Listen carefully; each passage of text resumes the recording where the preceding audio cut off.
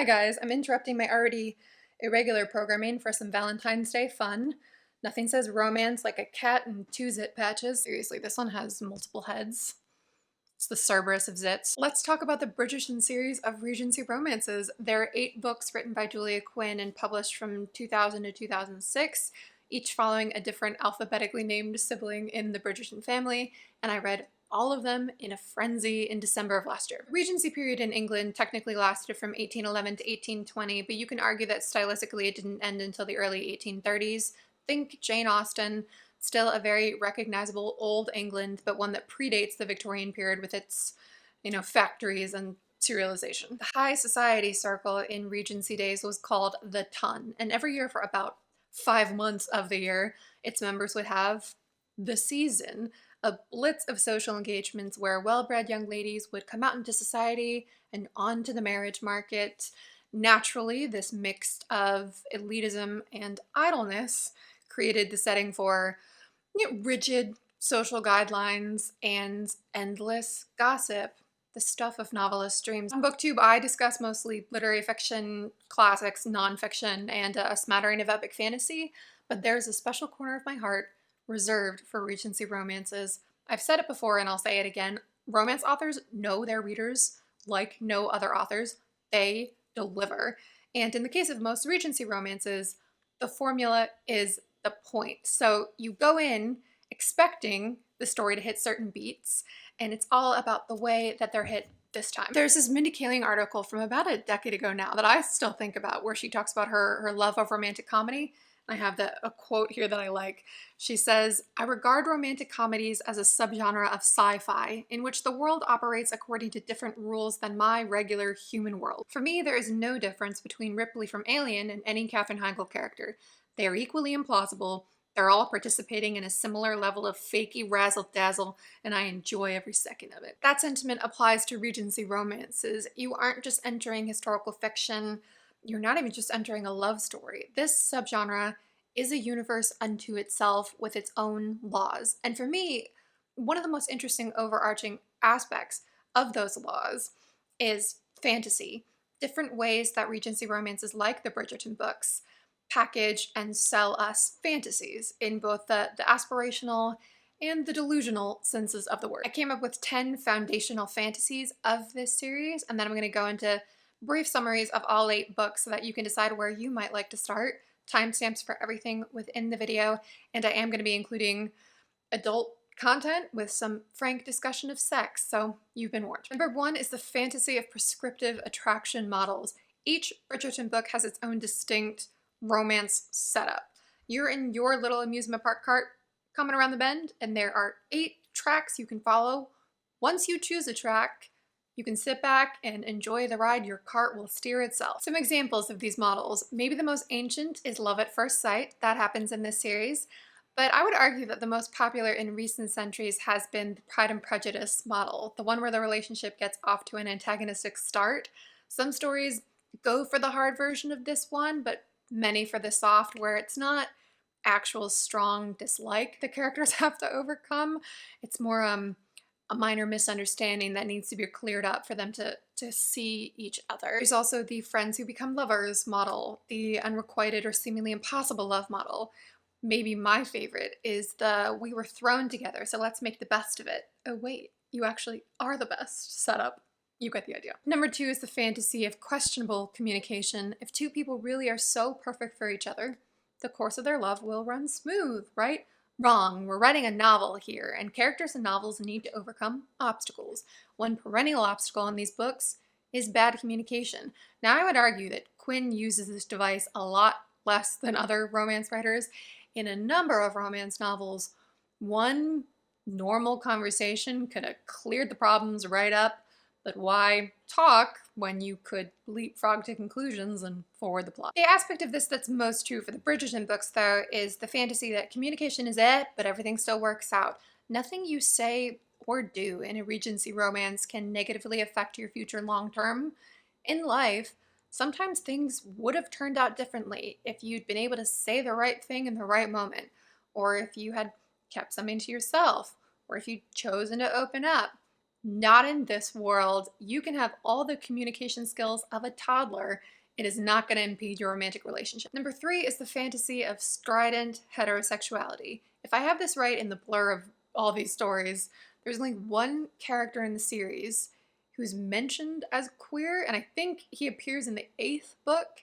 Now, partially this is a reflection of shifts in identity, from sexuality being something you acted on to now something you are. But that alone doesn't explain the utter centrality and celebration of heterosexuality in these novels. If you know one of those people who's like, why don't we have straight pride too?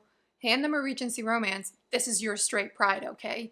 Even as unfortunately heterosexual as I am, it's a lot. It's a lot. In the number 4 spot, we have the fantasy of subversive gender commentary, which relates to the heterosexuality point because, like with most Regency romances, the Bridgerton series really pushes the supposed clean dichotomy of the male and female genders. The markers of optimal masculinity in here are muscles, athleticism, leadership, a commanding presence, literal and metaphorical hardness, a disinclination to compromise, jealousy, anger. My sister and I were joking that even for the fun and light-hearted male characters in these books, once they become male leads, they have to get angry at some point, else are they even in love? For the women, it's a little more complicated until you realize that it isn't. Bridgerton women are soft and curvy in all the right places, regardless of their body type. They're emotionally intelligent. Even the most acid-tongued among them has a sort of latent sweetness just waiting to be discovered by the right man. They each have their own type of beauty and grace, and of course they're all maternal. In many respects, masculinity and femininity are set up as contrasts. There's no hint of androgyny in here. But here's the thing, this enforced dichotomy is both obvious and obscured. It's obscured because the women in these books are intelligent, ambitious, witty, opinionated, curious, well-read, funny, sometimes athletic, all qualities that were subversive for the time, but that aren't at all subversive for the modern intended audience. So in a sense, the Bridgerton books get to eat their cake and have it. They can seem like they're making a statement about women, especially, while not challenging anything its audience already believes about women or gender generally, because the woman in question is never more intelligent or more opinionated than the man. That way lies trouble, but also who wants to read unequal sparring. It's always fun the moment when the man realizes that his object of attraction has interesting thoughts all up in her head. It's like when Huddle makes a joke and Parchik says, "Your daughter has a quick and witty tongue." Like, I hate it, but also inject it into my veins. I don't know. I can't explain it. Number 5 is a big one. It's the fantasy of no rejection. You flip-flop between the lovers' perspectives in these books, so you're never in the dark about everyone's levels of attraction and interest. You know that usually since the first moment they met, there have been sparks on both sides. It's one of my favorite characteristics because, of course, in real life, you can never be fully sure if the person you're attracted to is just as attracted to you, if they think about you as much as you think about them. But here, you leave the cruel doubt of this world behind and enter a cocoon, a security of mutual feelings. These characters get to process the fear of rejection, but there's never a real threat of it. Amazing. This one gets me. Number 6, the fantasy of choreographed sex that everyone enjoys. No joke. Of the 8 books, there's only one that has any sex scenes I now remember. It's the 6th and low-key the best, When He Was Wicked. But it was around books 3 or 4 that I realized that if you took the sex scenes out of each book and swapped the characters' names, you would have no way of knowing what story they're from. It's like one of those online quizzes. Who said it? The Bible or Justin Bieber? This is because they all follow the same structure and everyone gets pleasure from everything, from all the same things. It is chaste kissing followed by tongue kissing, moving on to breasts, genital foreplay, penetration, shared orgasm. They are stops on a one-way track and the destination is simultaneous orgasm. I mean, Wouldn't we all like to get there? No one is going at it and then suddenly thinks of an event they're planning or their dinner menu and can't finish. No one is touching their lover who's thinking, am I supposed to be feeling something from this? There's no moment where someone does something and the other one is like, no, not that there. Thanks though. So again, there's that security factor of everyone having a good time, no one's performance being judged, but the tedium of it, the tedium. Number 7 is the fantasy of tradition in the face of modernity. Again, this is a place where the Bridgerton books actually depart from the genre a bit.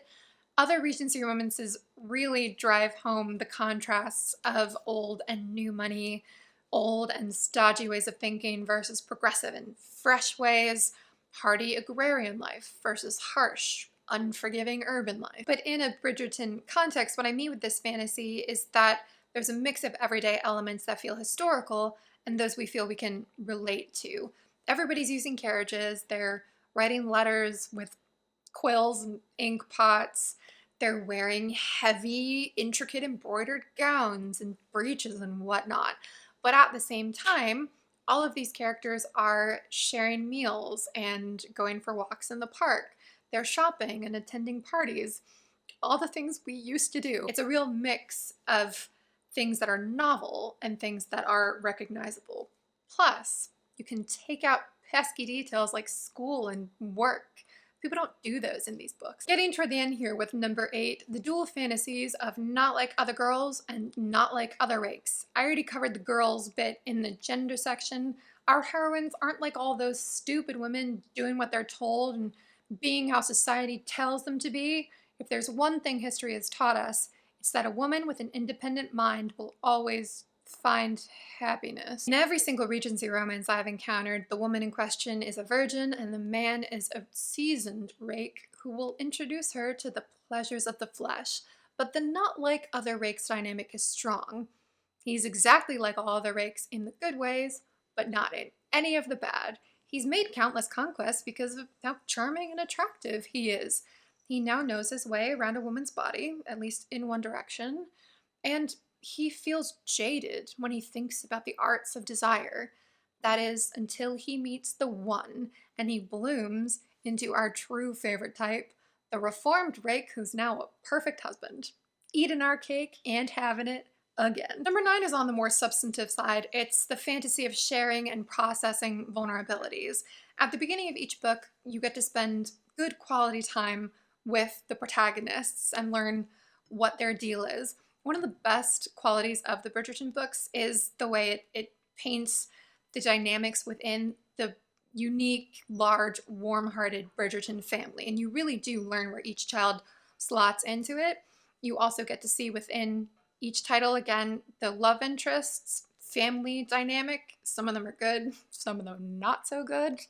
And of course, inevitably, each love interest has a major, long-standing vulnerability.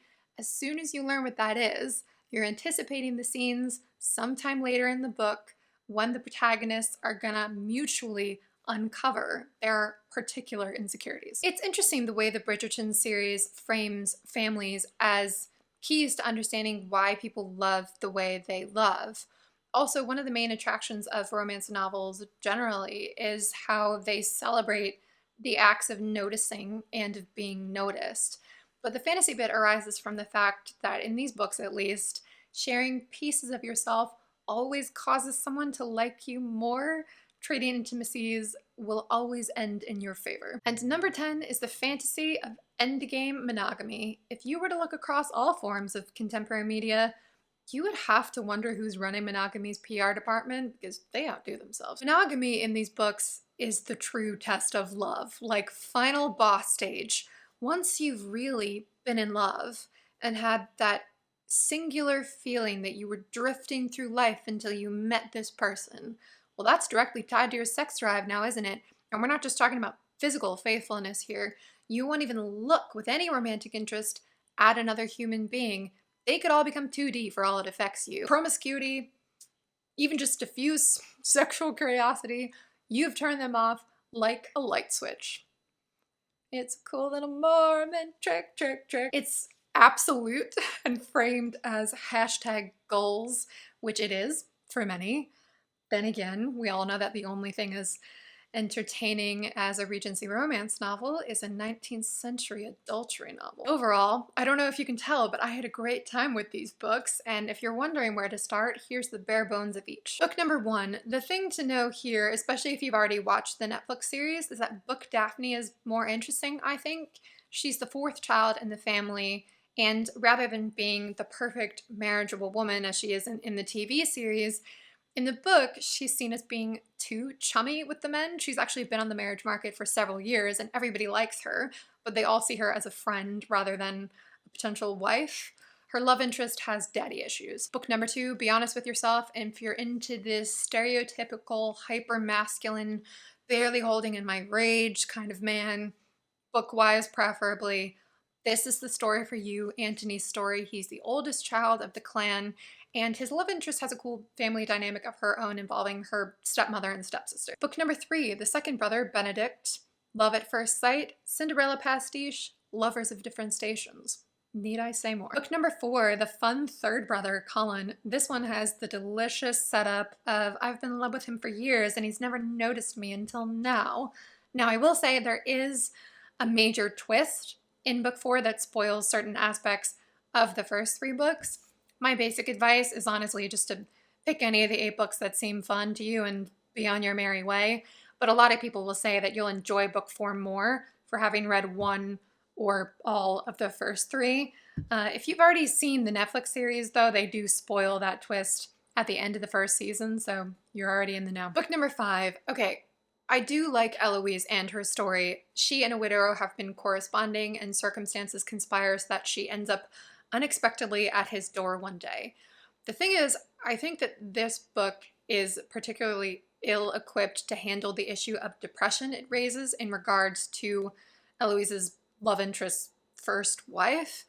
There's a lot of contrast drawn between naturally cheerful people and people who bring everyone around them down, which I personally found jarring. But then again, no one would put me in the cheerful category now, would they? Book number 6, again, the best. Unrequited love that becomes possible at the same time that it becomes even more of an emotional minefield. Ugh, give it to me. This is Francesca Bridgerton's book, and she's the most enigmatic of the family, I would say. Book number 7, Hyacinth is the youngest of the family, and she's so awesome throughout the other books in the series. And I did enjoy her book, but not totally as much as I wanted to. Her love interest, again, has some daddy issues, and I think she was actually more interesting as a side character in other stories than as the lead in her own story. I'm sure plenty of people disagree with me though, so don't let me dissuade you if you, like me, crave younger sister stories. And book number 8, the 7th child and youngest brother, Gregory. This one has 2 storylines. The first is the fantastic. He thinks he's fallen for this inhumanly gorgeous woman, but doesn't even realize that he's actually in love with her plainer friend instead. That setup, we love to see it. If you've ever been the plainer friend, this one's for you. And then it transitions to a blackmail storyline. Fun too. All right, thank you for watching. Please share all your thoughts on Bridgerton or Regency romances in general, and I'll see you soon for another video.